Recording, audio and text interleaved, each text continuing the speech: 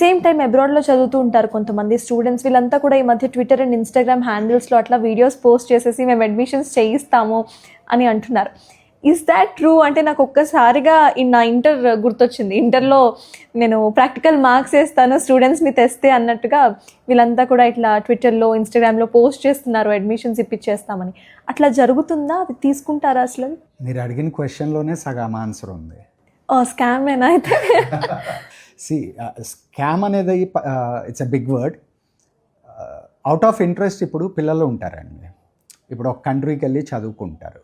చదువుకునేప్పుడు ఆ కంట్రీ గురించి వ్లాగ్స్ పెట్టచ్చు, లేకపోతే ఇంకో దాని గురించి వ్లాగ్స్ పెట్టచ్చు, లేదా వాళ్ళ కాలేజ్ గురించి కూడా వ్లాగ్స్ పెడుతుంటారు. బట్ స్పెసిఫిక్గా మెడిసిన్ చదువుతున్న పిల్లలకి అంత టైం ఎక్కడి నుంచి దొరుకుతుందో నాకు తెలియట్లేదు. ట్రూ.